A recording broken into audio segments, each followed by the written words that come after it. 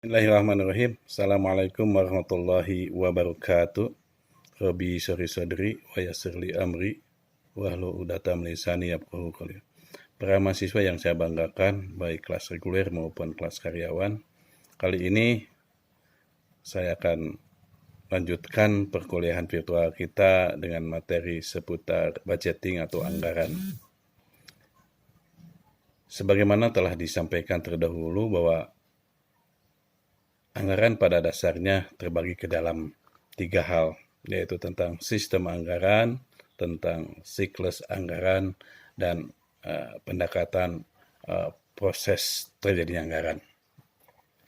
Baiklah, untuk yang pertama saya akan jelaskan mengenai sistem. Apa itu sistem anggaran? Sistem anggaran ini adalah suatu tatanan atau keteraturan yang logis dan sistematis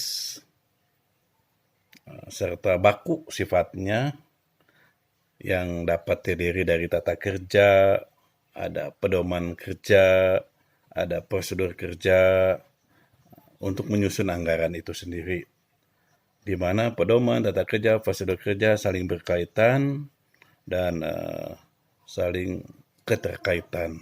Jadi ada berkaitan dan ada keterkaitan. Itulah sistem. Teman-teman ketika ditanya itu sistem terdiri dari adalah subsistem. Nah, subsistem tadi itu adalah prosedur kerja, pedoman kerja, tata kerja.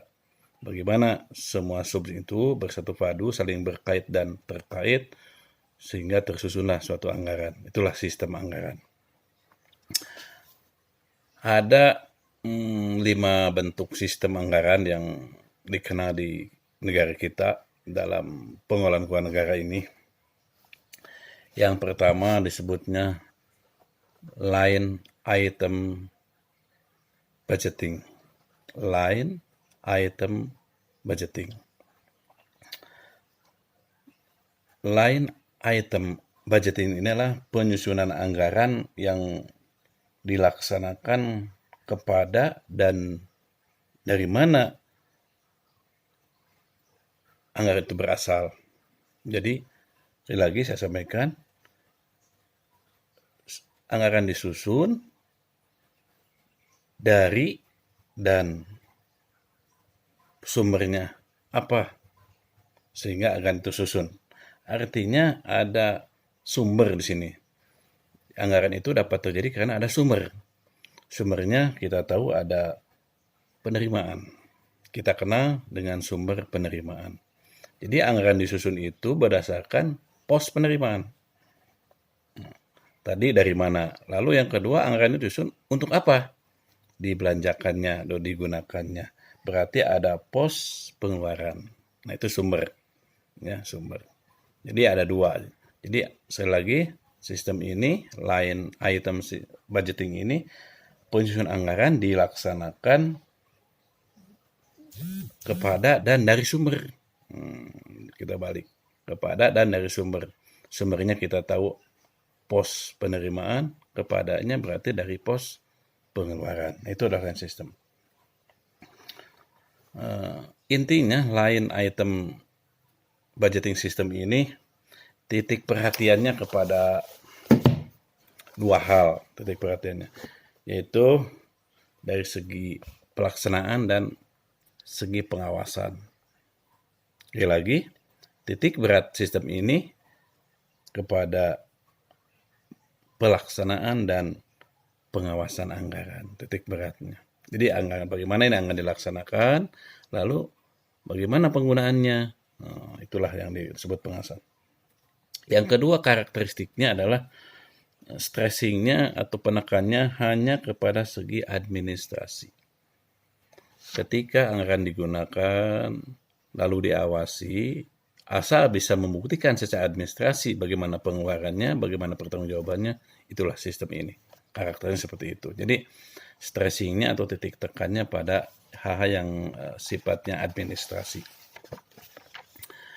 Lalu ada positifnya apa atau keunggulannya dari sistem ini. Sisi positif atau keunggulan sistem ini yang pertama adalah disusunnya relatif mudah karena jelas pos penerimaan dapat diketahui terlebih dahulu atau dapat diperkirakan terlebih dahulu sehingga mudah untuk melakukan penyusunan anggaran. Yang kedua, sisi positifnya membantu dalam pengamanan komitmen di antara partisipasi hingga bisa mengurangi konflik. Maksudnya apa? Ketika pemangku kebijakan mempunyai komitmen, janji akan membelanjakan sesuatu, itu sebelumnya sudah diketahui karena pos penerimaannya juga sudah diketahui. Sehingga dari pos penerimaan itu, para pemangku kepentingan atau stakeholder penyusunan anggaran bisa mengatakan sesuatu hal tentang apa yang akan dikeluarkan atau apa yang akan dibelanjakan. Itu keunggulannya. Artinya seseorang atau penyusun anggaran itu sudah mempunyai informasi yang lengkap tentang pos-pos penerimaan yang akan diperoleh. Tetapi di balik positif ada juga sisi negatif atau kelemahannya. Yang pertama, perhatian terhadap laporan pelaksanaan anggaran, penerimaan dan pengeluaran sangat kurang. Nah, ini dari sisi laporannya lemah. Ini laporan pelaksanaan anggarannya lemah, LPA, penerimaan maupun pengeluaran sangat kurang. Yang kedua, diabaikannya prestasi yang dicapai atas realisasi penerimaan dan pengeluaran yang dianggarkan. Jadi, dia tidak mempedulikan pos penerimaan yang diperoleh ini dari mana, bagaimana prosesnya dan seterusnya. Yang penting mereka mengetahui pos penerimaan lalu segera disusun pos pengeluarannya, seperti itu. Yang ketiga, kelemahannya si penyusun anggaran ini tidak memiliki alasan yang rasional dalam menetapkan target penerimaan dan pengeluaran. Jadi dalam hal penetapan target penerimaan maupun pengeluaran sulit memprediksi secara rasional. Ketika penerimaan datang sekian, maka pengeluarannya sekian. Ketika penerimaannya X plus 1, maka pengeluaran pun X plus 1. Ini akan sulit rasional dari mana X1 ini. Ini kelemahan line item budgeting system ini. Atau kita singkat LIBS, Line Item Budgeting System. Itu adalah sistem yang pertama dari anggaran. Yang kedua, sistemnya itu kita sebut dengan incremental budgeting. Incremental budgeting. Sistem ini menggunakan revisi anggaran pendapatan dan belanja tahun berjalan. Jadi ini fleksibel. Ketika ada anggaran pendapatan dan belanja pada tahun berkenaan atau berjalan mengalami perubahan, maka sistem penganggaran ini segera merevisinya. Jadi ini sangat aman ya bagi penyusun anggaran. Jadi anggaran yang akan datang, tahun yang akan datang didasarkan kepada perubahan pendapatan dan belanja pada tahun berkenaan. Misalkan bagaimana memprediksi besaran anggaran untuk tahun 2021 tahun depan, maka dasarnya adalah keadaan yang sebenarnya tentang pendapatan belanja pada tahun 2020. Nah, ini sebagai dasar informasi.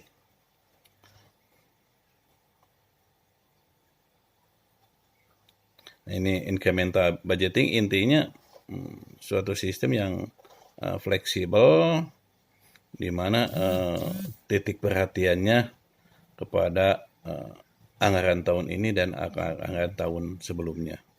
Fleksibel sekali. Jadi perhitungannya sudah pasti, relatif sudah pasti, karena tahun lalu kita sudah tahu tahun ini berapa terjadinya, maka tahun depan bisa diperkirakan berapa nilai atau besaran APBD-nya. Nah, sistem ini punya sisi positif.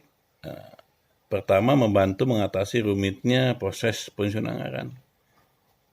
Ketika anggaran harus disusun dengan penuh ketidakpastian, maka dengan sistem ini menggunakan patokan besaran tahun lalu.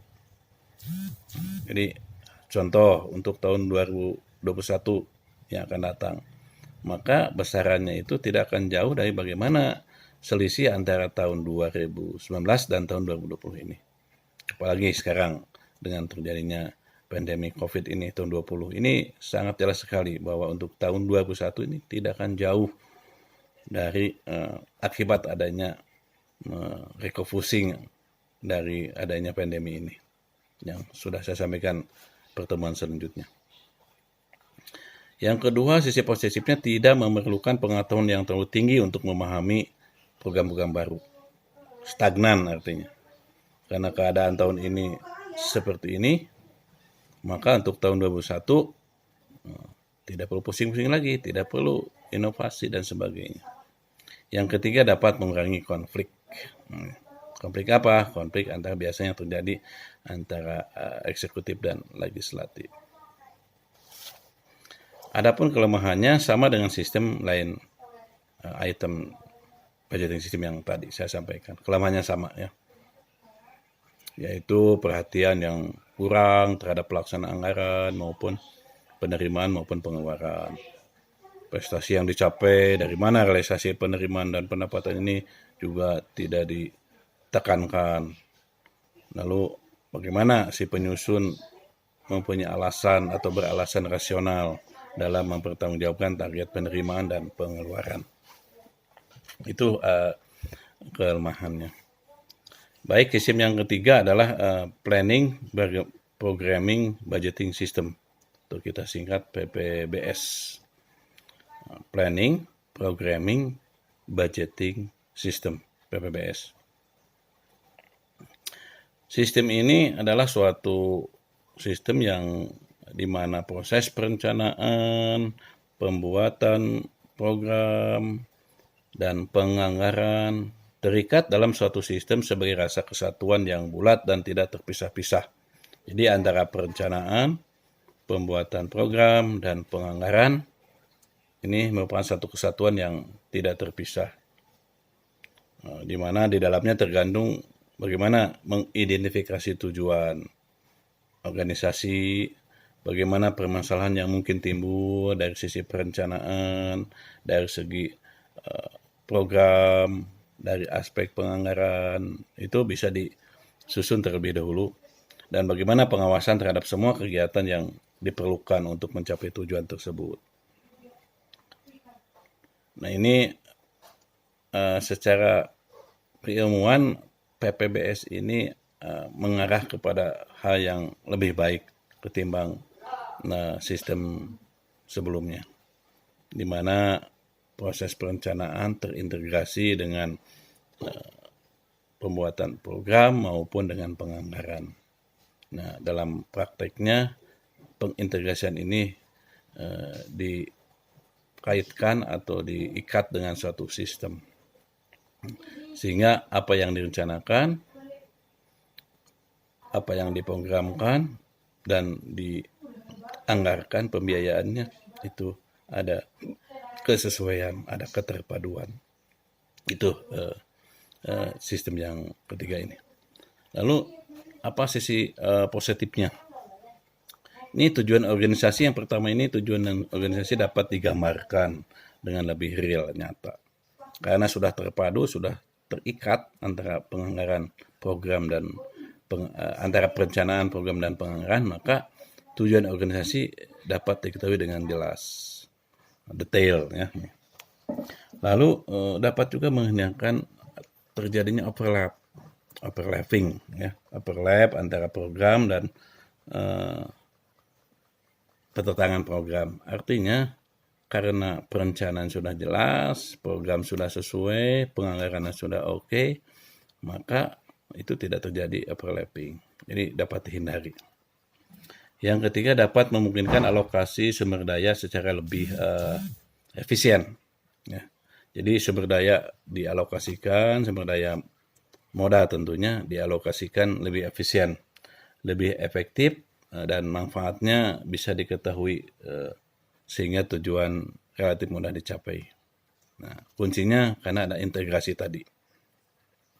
Jadi salah satu manfaat adanya integrasi antara perencanaan, program, dan penganggaran adalah tujuan relatif mudah dicapai. Manfaat secara nyata dapat kita wujudkan dan dapat diperkirakan sebelumnya. Gitu. Faktanya hari ini memang agak sulit terintegrasi, ya, walaupun sebetulnya secara sistem sudah terbentuk sistem yang mengintegrasikan antara perencanaan, program, hingga penganggaran. Tapi dalam prakteknya hal ini masih relatif agak sulit karena anggaran itu juga merupakan salah satu bagian dari usaha politis para anggota dewan. Sehingga bisa saja dalam prakteknya sistem ini agak kurang efektif. Walaupun secara keilmuan sistem ini sudah menjamin. Ya. Tapi dalam praktek, ya seperti itulah di kita ini. Di mana kepentingan politis juga sangat mewarnai dalam penyusunan anggaran. Nah, ini juga sekaligus merupakan kelemahannya atau sisi negatifnya. Jadi agak sulit untuk diterapkan integrasi ini. Ya, untuk negara-negara berkembang seperti Indonesia, di mana kepentingan, di mana demokrasi masih seperti hari ini, agak sulit diterapkan suatu sistem yang benar-benar mengikat untuk satu kebaikan. Yang kedua, kelemahannya prosesnya agak rumit atau multi kompleks. Karena sebagai satu sistem dari 3 hal tadi itu, perencanaan, program, dan penganggaran, yang memang tidak mudah dalam aplikasinya. Sehingga kelemahan ketiga memerlukan kualitas pengelolaan yang tinggi. Diperlukan SDM pengelola yang juga mahir, ya, kompetensinya tinggi. Jadi setiap perangkat daerah juga harus memiliki programmer. Bagaimana mengikuti aplikasi integrasi antara perencanaan, program, dan penganggaran. Itulah sistem yang ketiga. Lalu ada sistem yang keempat, yaitu Zero Based Budgeting. Atau singkat jadi ZBB, ya, Zero Based Budgeting. Ini anggaran ini dibuat di JBBT ini berdasarkan pada sesuatu yang sedang dilakukan dan merupakan sesuatu yang baru. Ini baru, jadi anggarannya atau nanti kegiatan juga yang baru. Seperti halnya tahun ini dengan adanya COVID-19 ini, di mana banyak kegiatan yang relatif baru untuk penanganannya, sehingga mengganggu tanda kutip, ya, atau istilahnya merefocusing, menggeser kegiatan-kegiatan sebelumnya yang sudah pasti anggarannya digunakan untuk hal yang baru terjadi ini.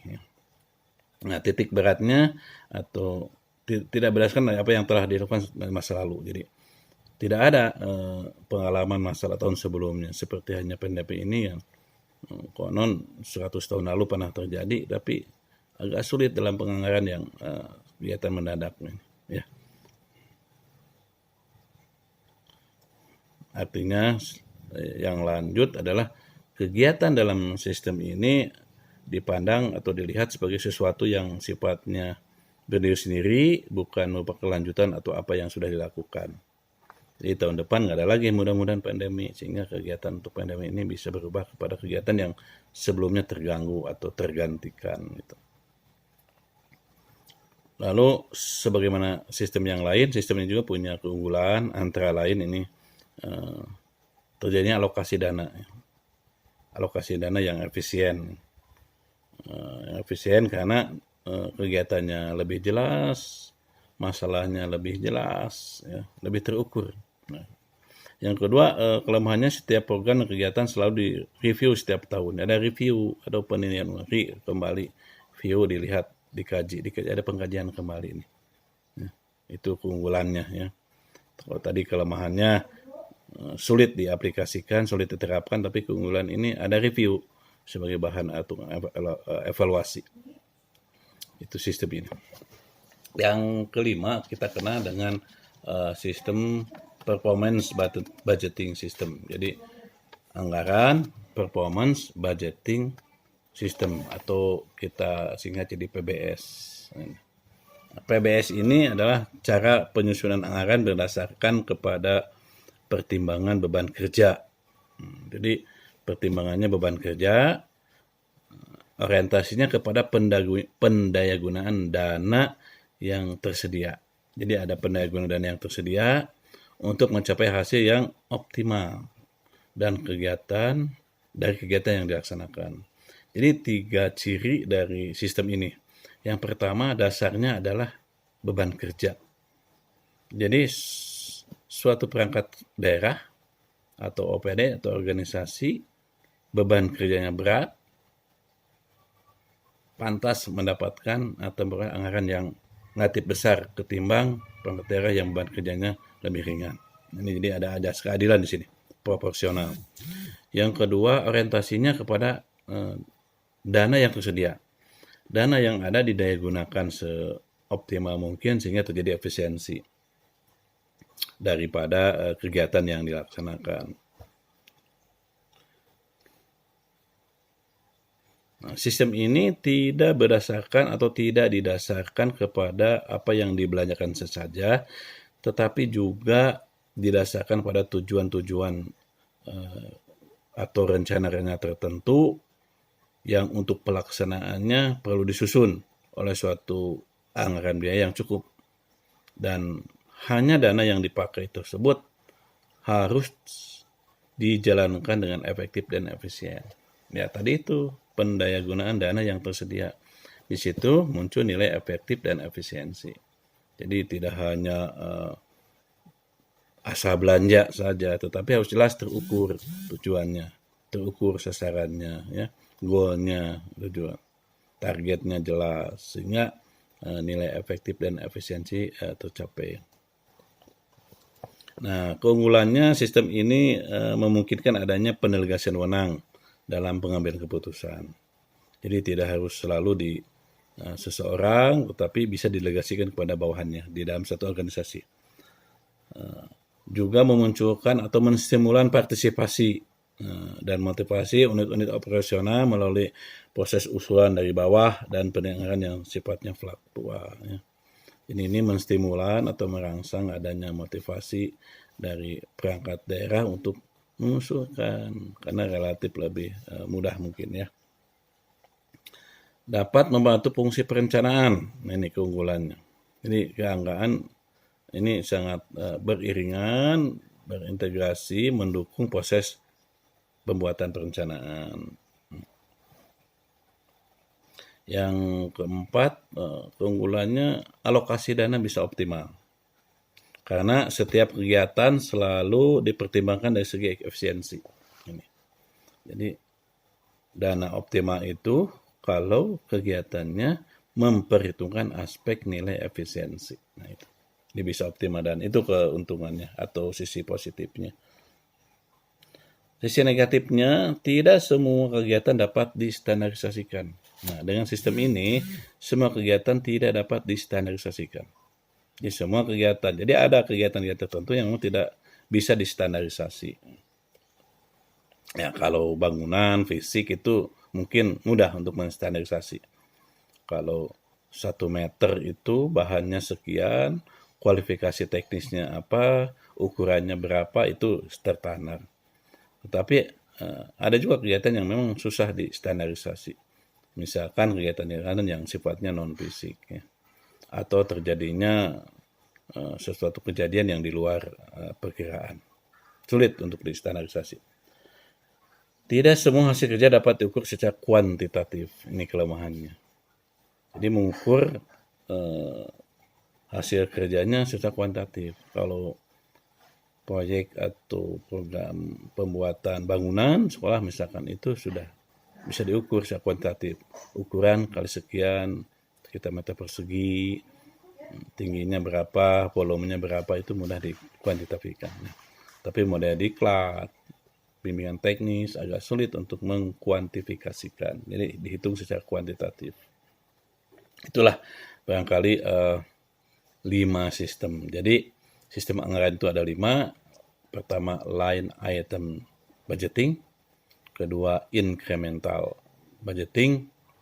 Ketiga, planning programming budgeting system PPBS. Keempat, zero based budgeting ZBB.